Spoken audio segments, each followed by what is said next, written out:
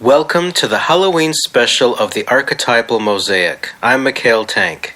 Today's guest is the unparalleled, incredible witch, the official witch of Salem, author, high priestess, a magician, incredible woman, Laurie Cabot. Welcome to the show. Well, thank you so much. Hello, and hello, everybody. I'm pleased to be on with you. Please describe the magic in your upbringing and your original interest in witchcraft. Well, it started, though, when I was 3 years old, being psychic, and my parents had to put up with a psychic child, you know. And there were times, and my father, to try and cope with it, he would say, there's got to be science behind that. And that led me into, later in life, I didn't know about witchcraft. We all thought that witchcraft was, you know, what it isn't. It was all devil worship or bad or whatever. But because of my abilities, it led us to looking into paranormal and all kinds of things. And when I was about 14, we ran into an English witch here in the United States. Her name was Felicity. And Felicity whispered in my mother's ear one time, "I'm a witch and I can help your daughter." I thought my mother was going to pass out, but I could still see the look on her face. But she had known Felicity for a little while, so we knew she was a nice person. And that began my studies. And the studies with Felicity was from the Witches of Kent, England, one of the oldest traditions known. She taught us, mostly it was more folk magic than anything that we do today. We do part of that. We still practice the same rituals as they did, you know, in ancient times. There are places in Russia as well, which is also a Celtic country, where just recently they found out about Christianity, and they still practice the same rituals we do today, and it has been interrupted. They haven't stopped practicing those rituals. They have not taken on any other religion.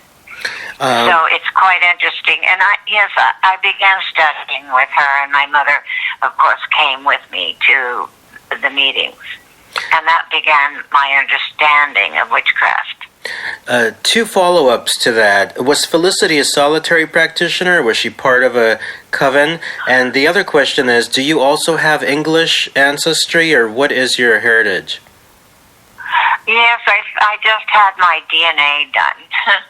And it's all, it's Danish, French, Swedish, and almost 85% is British. And I have 2.5 South African. Isn't that interesting? Very, very interesting. I know. Yes, it's mostly British, and, you know, that makes a difference in the feelings that I have about those histories and the countries and the lands. You know, I've been very drawn to that area all my life anyway. Yes. And was Felicity a solitary practitioner, or did she belong to a coven back then? Do you know? Well, she had 2 other women in the teaching group. That was it. I don't know if she called that a coven or not. I don't really know that. I was too young to even ask many questions at that time, so I only barely remember some of the things she taught me at this point. But they were basic things. And some of those ritual ideas we use still in the Cabot tradition. But she came from the Kent, the Witches of Kent. Like I said, they're still hidden today. Michael Howard who recently has passed, a witch in England who had his own magazine called The Cauldron, a very highly educated man, tried, and he and Christopher Penzac also tried to find the witches of Kent for me. They found hints of them, but they will not come forward, even today. I find that so interesting. But they are there, and they still carry on the same tradition. I don't know. Have you been to Have you been to England or Ireland, and have you visited some of those locations? I have, and I have been several times, and absolutely never wanted to come home. The strange thing is about me is the minute I hit Heathrow Airport in London, I get this British accent that I can't get rid of. It's very embarrassing. It could be archetypal. It's very archetypal. You may just connect to that energy and just go along with your predecessors. I know, and I try not to do it, and I still do it. And so some people in England will say to me, I thought you were American. And then I try to answer in our dialect, and it doesn't work, so it's very funny. But yes, I've been to Stonehenge. In fact, we were invited to do a ritual, a Cabot tradition ritual there, and it was the full moon in Scorpio. It was amazing and strong, and I didn't know what to expect walking inside the circle. You're not sure what it is, and I've never been inside it before. But you could also, all of a sudden, almost like a breeze going through your body. It was very powerful, and they're not kidding when they say there is a special energy inside that circle. And of course, the Chalice Well in Glastonbury, all of those very special places. And I've been to Wales, but I didn't get to the areas that I really wanted to see. And in Cornwall, of course, we have Tintagel and Modron's Well, and all of those places are very sacred and beautiful. I have several friends who live in those areas. Now, tell me this: did Felicity hand over a book of shadows to you, or how was the written passage given to you? And also, yes, let's start with that. About your first book of shadows and the first coven you created. Well, the book of shadows wasn't handed to me at all, and very few things. We just write some things down on paper. The way to cast a spell, to write a spell, rather, and small things like that were on pieces of paper that my mother was taking notes while she was teaching us, and we would do a few magical things, and that was very simple and that was it. So when I started my own book of shadows, I did it with quill and pen and ink. And it was very difficult. Now people use magic markers, for heaven's sakes. They'll use material down on paper, And yes, we have a book of shadows. I have one that was started way back in the early 60s. And my daughter Penny and I are working on a second book now. But a lot of the things that we know and do are published, mostly, at this point. I published the Book of Shadows for the Cabot tradition. And so all of my teachings are in those pages. Everything I've ever taught is in that book. In fact, even our initiation ritual, which I kind of balked on. I didn't really want to put it in the book, and my daughter and Christopher Penzac, who helped me do this, said you've got to put it in there, because if you don't write it down, it's not in the Book of Shadows. People will do whatever they think they can do. And so it's in there. Anyway. Yes, dear audience, Laurie's Book of Shadows is available through Amazon, your local bookstores, and LaurieCabot.com actually has some autographed copies. I have one of those. I have one of your autographed hardcovers. Also, Laurie makes one-of-a-kind books of shadows, also available on lauriecabot.com, which are made one at a time, right? Absolutely. Yes. It takes about 3 months to complete it. I think anyone could do it. It's tedious, and you really have to know what to put in it, where to find the information, etc. And I do hand paint the covers. But I separate each, I do tea stain every single page before I even begin, and to make it look a little older. And I consecrate the pages with that tea stain, because in the tea stain I have crystals and oils so that they empower the book for whoever is going to receive the book. Laurie, you also make your own potions, your own spell bottles. I mean, you have an incredible array of artistic, magical items that you have handcrafted. I have 2 of your spell bottles, one for love and one for just some additional creative things, and I cherish those bottles that you handcrafted. Can you tell? Oh, thank you. Can you tell the audience what your process is? How do you come about with a new spell bottle, and how do you seal the energy in it? I know it's never to be opened, but how do you seal that energy? Right. Well, first of all, every bottle, even if it has a piece of glitter in it, it has something that is actual and real.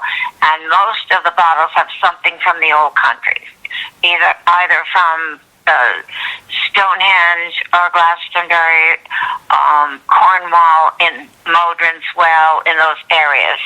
And I make sure there's something of value, magical value, always inside that bottle that has the power for the intention of the bottle. So I do use a magic circle by which to charge them, and of course we light a candle on my work table. And then when I seal it with my energy. I place my hands on top of the bottle and the bottom of the bottle, and I count myself into alpha, and I project into the bottle that it will do its magic for whomever owns it, and seal it and fix it. So when it arrives to you, it's yours. And so let's say if I have a kid in the future and I want to gift them one of your spell bottles, will that energy be equally potent for this daughter or son? Well, I think if you designate it, I think by your touching it, meditating, holding the bottle and projecting that its energy belongs to your son or daughter or whatever, I'm certain that energy would apply to them and would automatically. It's the person who owns it is the one who gets the benefit of the magic. And tell me, Laurie, are there any plans to create a museum for you and your work? Well, it's sort of in the works. There's been a lot of talk about it this past year, and it's very possible. I'm looking forward. I'm hoping I'm still around to see that. It would be a lot of fun to do, and very educational. It will help a lot of people to understand who we are, because it's going to be multiple dimensional instead of just being the Cabot tradition. We will include ideas about the other traditions that we respect, which is very important, that people will see the whole gestalt of witchcraft rather just in one focus. That's what we've been trying to do here in Salem, for the past 50 years, is help people to learn the basics of witchcraft, what it is and what it is not. I had formed the Witches League for public awareness many years ago. That's not very active right now, but we do put out a flyer called The Witches' Do's and Don'ts, and tell the public, because we happen to be, a tourist place here in Salem, and because of the history of Salem itself. And so we hand out these pamphlets that help people to understand what witchcraft really is. And now, tourist businesses will tell you that 85 or more % of tourists that come here are coming for witchcraft, which is very interesting. Now, Laurie, before we get into Salem, how you got there, and I want to share my story about Salem, I'd like to briefly ask you, you mentioned that you describe who you are as a collective force. If you were to describe to our audience, some of whom may not know the work that you do, in a short paragraph or so, who are you as a collective? Well, basically, my focus was to bring reality to witchcraft, the science.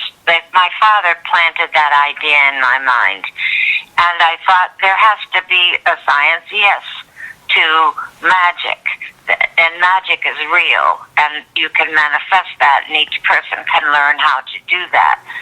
And now, the wonderful thing, I've lived long enough, so quantum physicists tells us that magic's real. Mm-hmm. Of course, we know that because we practice it in that way. Teaching is my focus, and has always been. And I opened the first witch shop in America. I really was naive about that, and I made a vow to the goddess that I would never take off my robes, so that people would know where a witch was.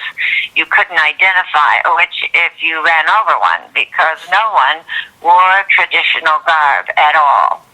In fact, I got a lot of flack from even people calling themselves witches that said it was a bad thing, that I shouldn't be wearing black robes.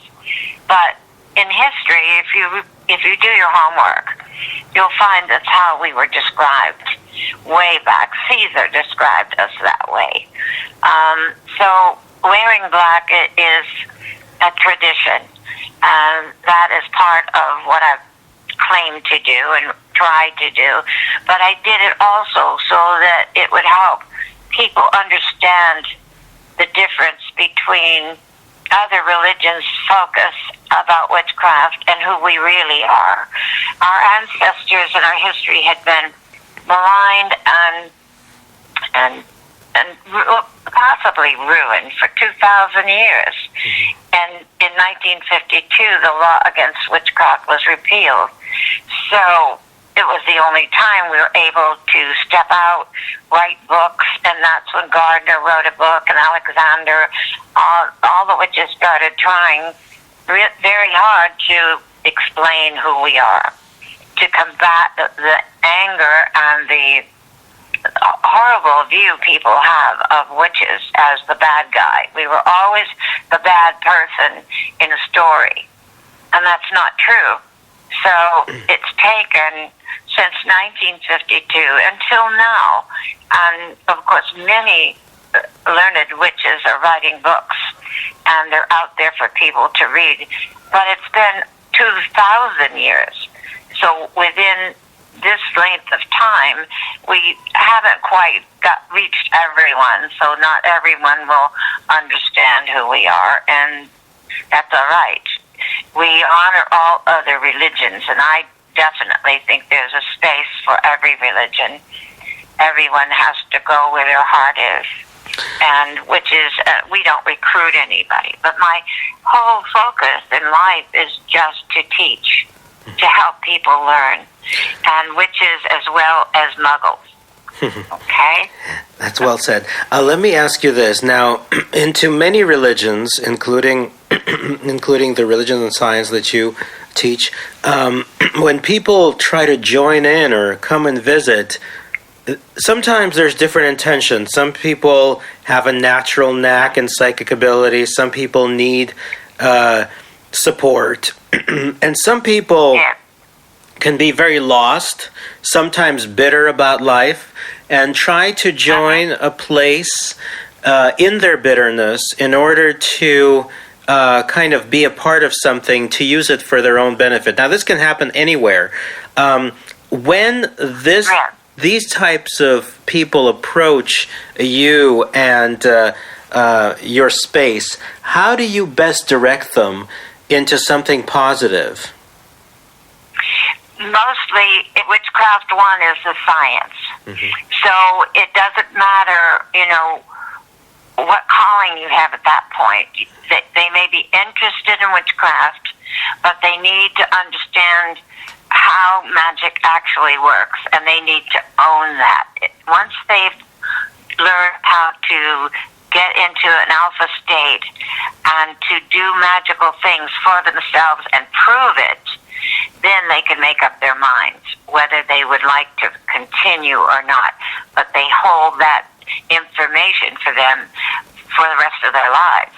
Mm. And it's quite exciting to watch people, because in Witchcraft 1, you're given 3 names, 3 different people, their first and last name, their age, and the town they come from. And that's it. And you close your eyes, we get you into an alpha state, and you vision the person and describe them. And I mean the color of their hair, their eyes, the shape of their face, their height, their weight. And then you look, if all these cases are people who have something, a medical issue. And so you find the medical issue and send healing light to that person. And my classes, they're usually very nervous about doing. I demonstrate it the night before they do this. Mm-hmm. They're very nervous, but they all can achieve this. It's something natural that humans can do. And I've seen some of them, after they've worked 3 cases and they've been correct, stand up on a chair and yell, whoopee, they're so excited that they have achieved that. And to me, that is something that anyone, no matter what their persuasion, whether they are seeking and are angry or lost, this gives you an identity that you hold and that you own yourself. No one is doing that for you. You're the one guiding the magic. You're the one putting up your protection shield. You're the one healing people and yourself. You're the one that is projecting a spell, for a new job or a safety of some kind, or safe travel, or projecting for travel. All these different kinds of mundane things that are in our lives can be achieved through magic. Mm-hmm. And that's one of the ways, you can help people who, whether they actually become a witch or not, are able to change their lives and to hold on to something that is concrete for them. That's beautiful. Beautifully put. You definitely turned a negative into a positive, or an incorrect into a correct. There's definitely things we're going to be discussing soon with Laurie Cabot, including alpha and correct and incorrect. Brilliant terms. First, we're going to go back to Salem, Massachusetts. I'd like to tell you a little story about my response to Salem. When I was a kid, about 10 or 11, I lived in Boston at that time, and my favorite movie of all time, called The Witches, which is based on Roald Dahl's short story, played by my favorite actor in the world, Angelica Houston, who I've met a few times. It played in Salem, and I went to the opening day of that, and I remember being amongst the red brick, stoned, beautiful roads.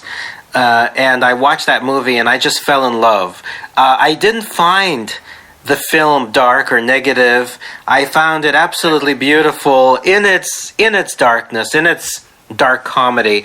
But aside from that, I also started, looking at your books and found that to be very beautiful. And so my perception of Salem was in part colored by both Angelica's portrayal and you as the real witch.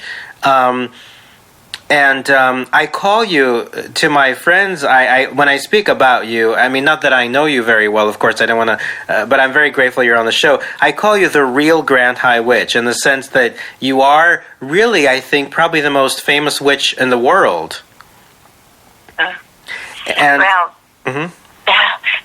I always say being famous is wonderful, but that and $2.50 will get you a cup of coffee at Starbucks. It doesn't change you to be famous. That means that you are known. It doesn't mean they know the soul of you or who you really are. You know, it doesn't change you. It shouldn't change you. You know. And tell us about your experience with Salem, Massachusetts. When did you come to Salem? How did you set up your temple, your store, your craft? How did people respond to you originally when you were in the dark robes? And how did you get proclaimed to be the official witch? Oh my goodness, that's my whole story right there. But when I came to Salem, I didn't want to come to Salem because I was a witch. I had just divorced, and I had moved into the north end of Boston, which is the Italian section of Boston, a very safe and wonderful place. And I wanted to move out of Boston into suburbia with my daughters so that they'd have outdoors to play, etc., a different atmosphere. And I ran into another woman who had just divorced, and she had 2 children. And I said, why don't we pool our money and move into the suburbs? And she thought that was an excellent idea. And I said, I will move anywhere except Salem, Massachusetts. I said, because, you know, I'm a witch, and she knew that. And I said, I don't know how they would accept it. I just don't want to interfere in the makeup of that town. I don't know what would happen. So I said, anywhere but there. And then she came to me with a rolled-up newspaper with big circles marked around different places. And she said, promise me you'll look at this house. And I said, certainly, never thinking that it was Salem. And she said, well, it's in Salem. And I said, oh, my God. And yes, I came to Salem. When we came here, it was a house on Chestnut Street, a beautiful street of all federal mansions. And this was probably the smallest of them. It was one of the first houses built there. And of course, I said, who's going to know anyway? You know, that was kind of silly because I'm wearing long dresses and robes. But I thought it'll be okay. And we finally moved to Salem, and we moved across the street from the then mayor at the time. It was wonderful because no one really knew about it until, of course, I brought my kitty cats with me. And I had a little black cat named Molly Boo. And Molly Boo, and in those days we let our kitties outside. And next to that house was a tree taller than the house, and the house was 2 stories. So one day Molly Boo climbed up the tree and couldn't come down. She was terrified. She was there for 3 days and 3 nights, and we coaxed, we did everything to get her to come down, and she didn't.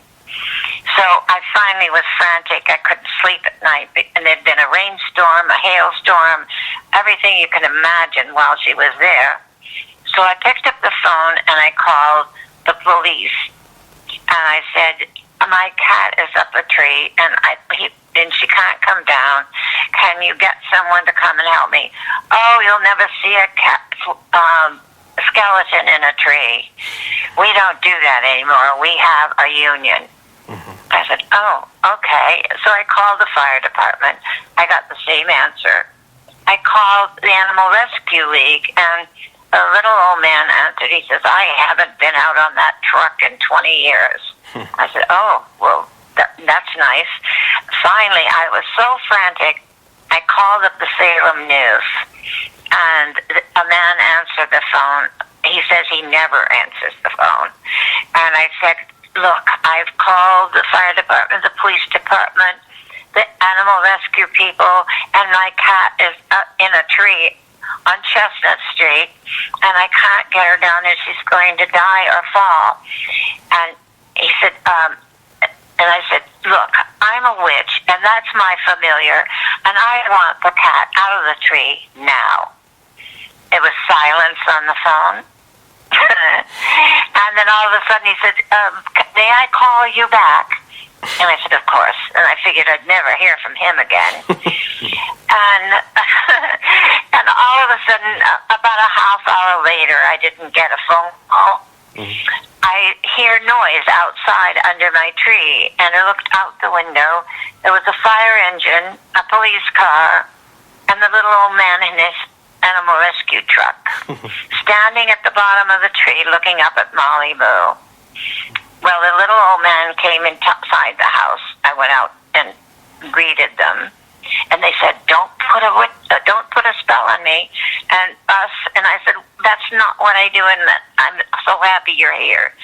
So the little old man came in up to the second floor, opened a window, took the cat, that pole they use with a loop on the end of it, put it around Malibu, and put her in my arms. It took 2 seconds, and she was safe.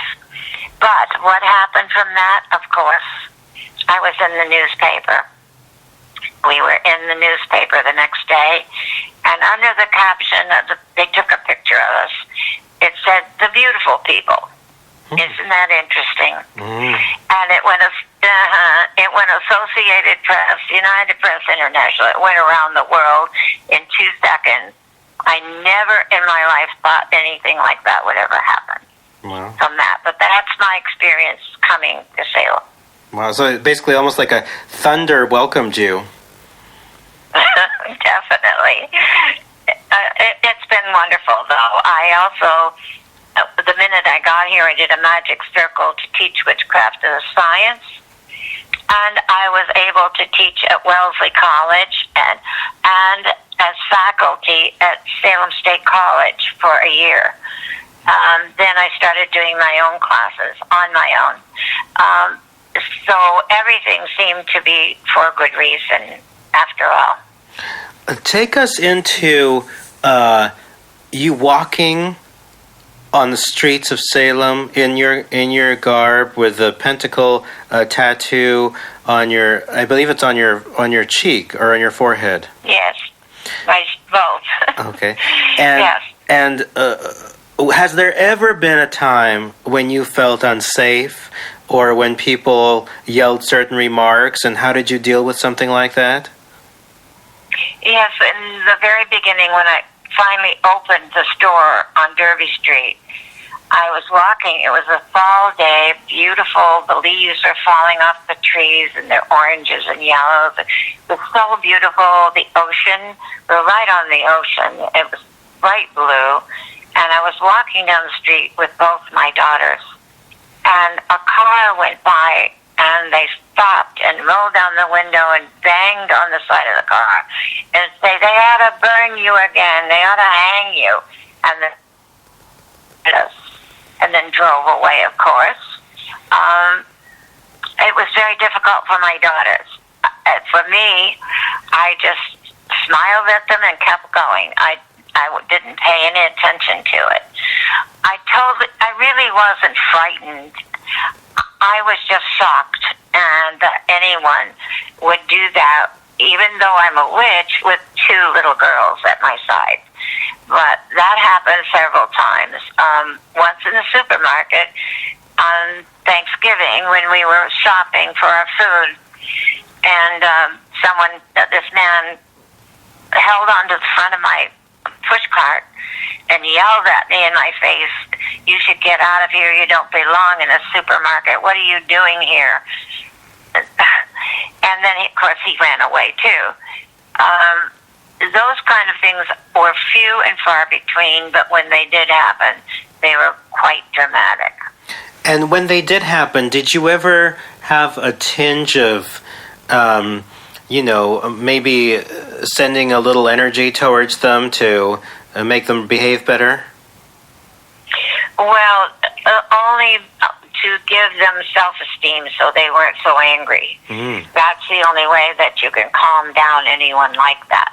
Wow. And yes, we send a bright pink light to people so that they calm down.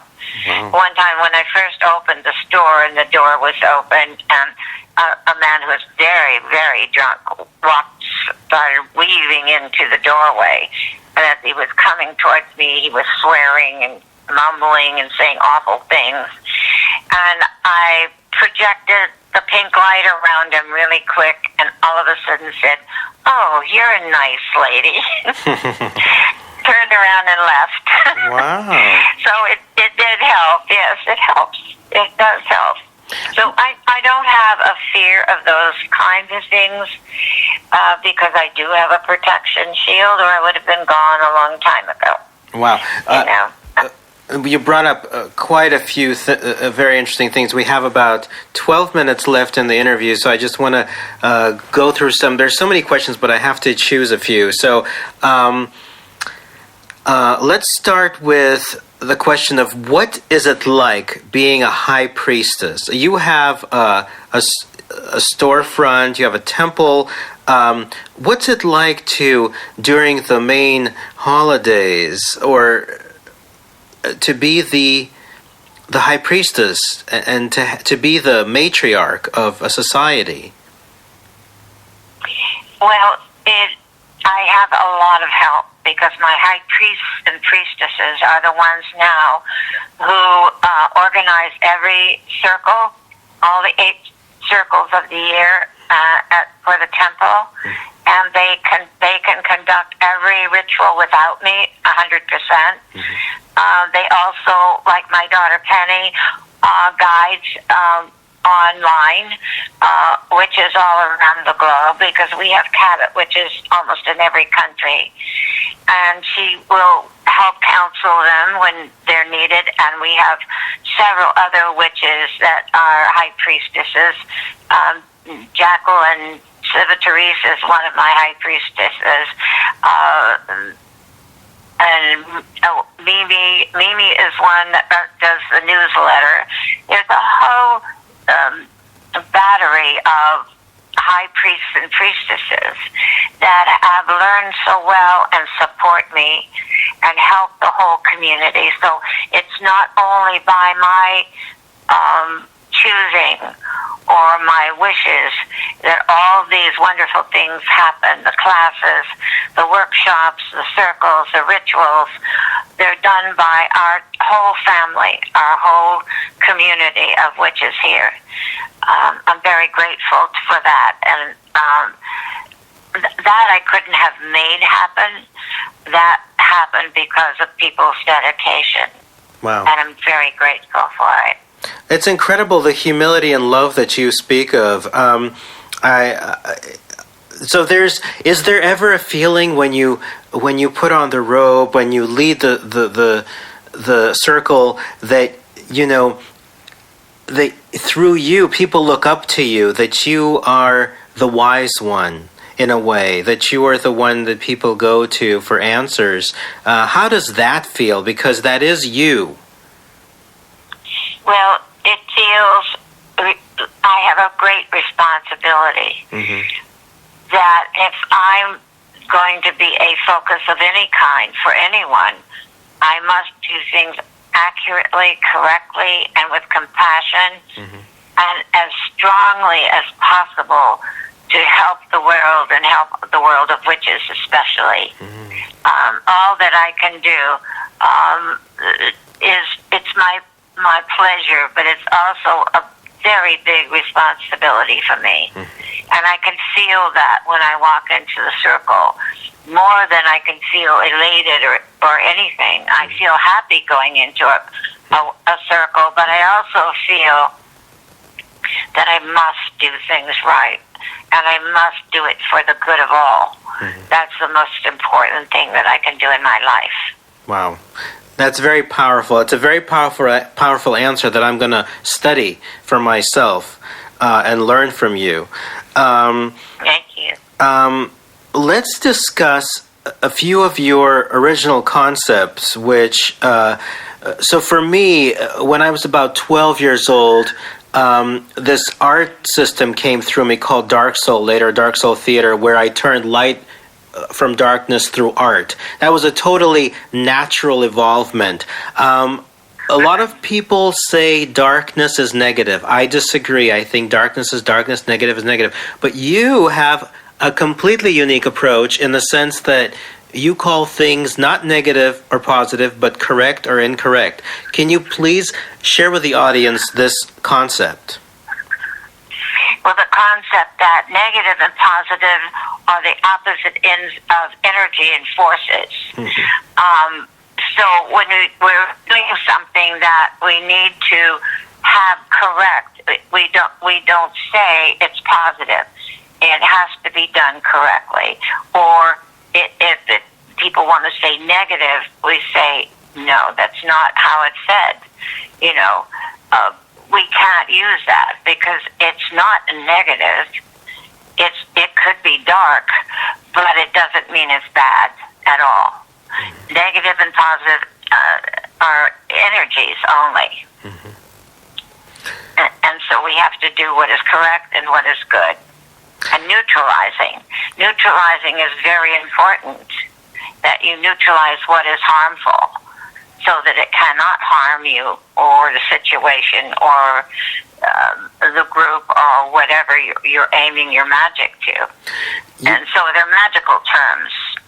I was thinking the other day about incorrect love, just a concept where if somebody loves you profusely, loves you, but you feel bad every time you're near them. I mean... that's incorrect.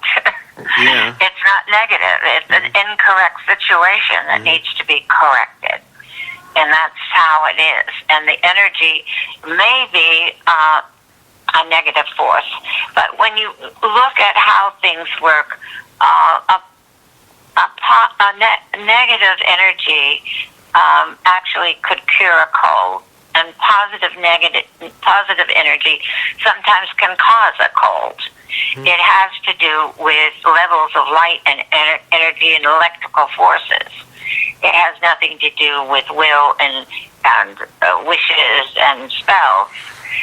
So to correct that negative situation, which it is an incorrect situation. And so the person who is giving you those bad feelings needs to be directed to something that makes them happier away from you, and that helps to protect you from that feeling, and it changes it to a correct situation.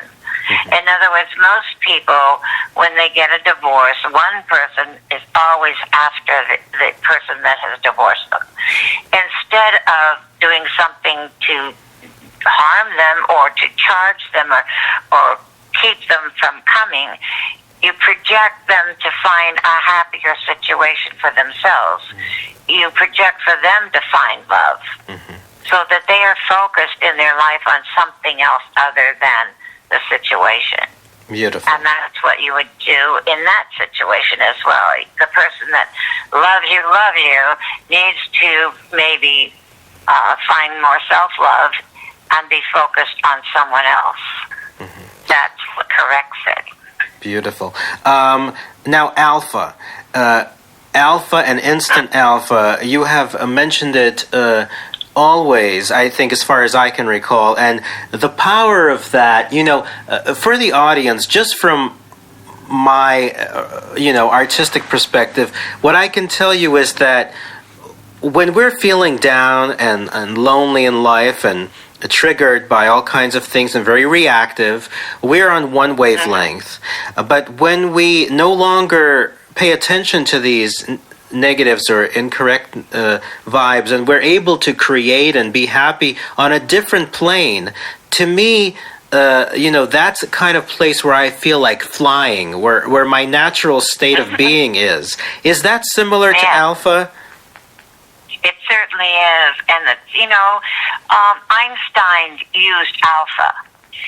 Tesla used alpha. When you're staring off into a window when you're a little child and you're supposed to be studying, but you're looking out the window and imagining all kinds of things, you're using the state of alpha. That means the electrical impulses in the brain have slowed down. If you close your eyes for more than 3 minutes, your brain wave is in alpha, which is the place where all magical things happen. All inventions happen there. Information from the universal mind comes through the pineal gland. And that way the brain can start to accept the information that it's getting because the brainwave has slowed down. So closing the eyes, like I said, for 3 minutes automatically puts you into alpha. It's a perfect place by which to project an end result. End results are the only way spells come true. You can't manipulate the gods and the goddesses and the universal mind by saying, I'll work 3 jobs to do this. Well, that's not maybe the way it should work. So you project the end result of seeing yourself in that situation, keep working towards it, but allow the universe to find the ways to get you to your goal, and it will work. So is this... And you do that while you're in alpha. Is it similar to kind of being a Twilight Key to the unconscious? Is this the Twilight where you access your unconscious so that you're able to use the magic, the intent, and the visualization in order to create? Absolutely. That's exactly what it is.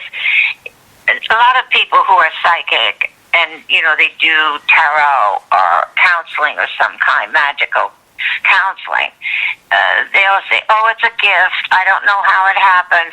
Well, it happens because they're able to reach alpha. It is the springboard.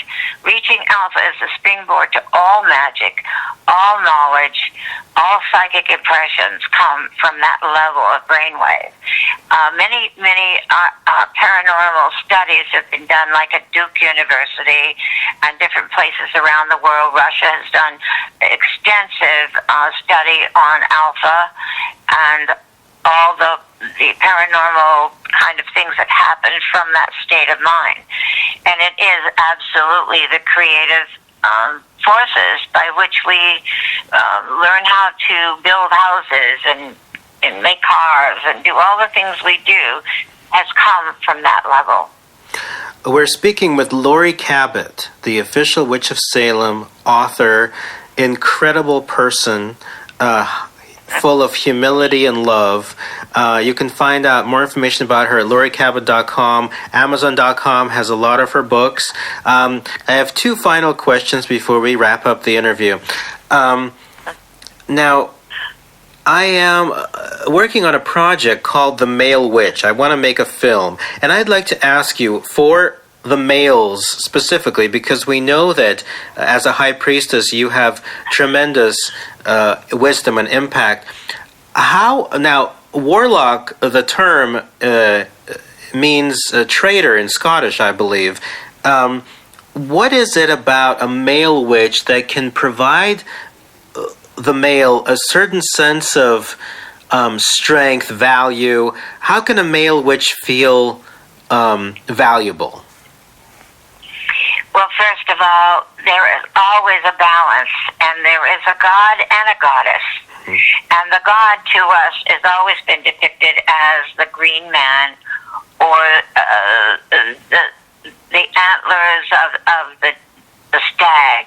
The stag of the woods is the one who is the wise male and creates a beautiful world. And the green man, the same thing. It's nature. And the nature of man is as magical as the nature of female. So they need to understand that image of the powerful stag and the green man that fills the earth with beauty and power that is the soul of the male magic. It helps to balance the world. It balances the female. And there are three, like the three goddesses, the triple goddess, there is the triple male as well. You know, we have to look at that power of the growth of the child, the young man, and the old man, and the wisdom that grows through all three of those stages of the male witch. And the word warlock doesn't necessarily actually mean traitor, and it has been used by witches, male witches, often. So, you know, it depends on who is interpreting that word. And I think that if they wish to call themselves that, it's fine. But I see a male witch as a male witch, and that term is perfect for both of us, male and female.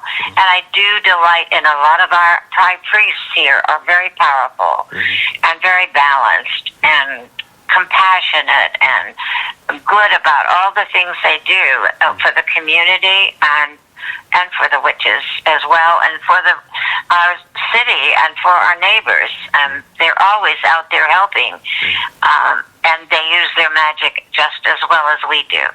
Beautiful. And the final question is about protection.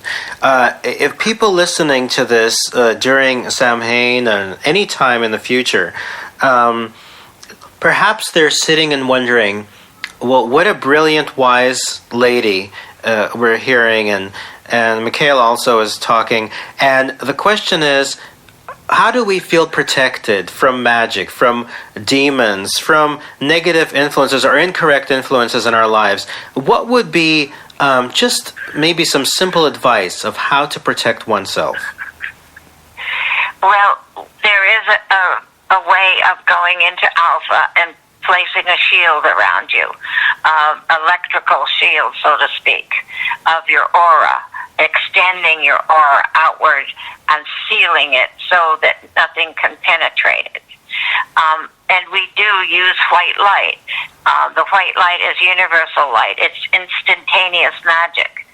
So putting a white light maybe 4 or 5 feet in front of you, behind you, over your head, and under your feet, and around you, and saying, this shield will protect me from all negative and positive energies and forces that may come to do me harm.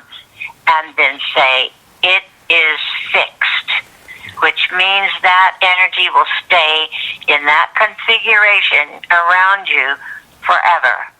And nothing outside can penetrate it.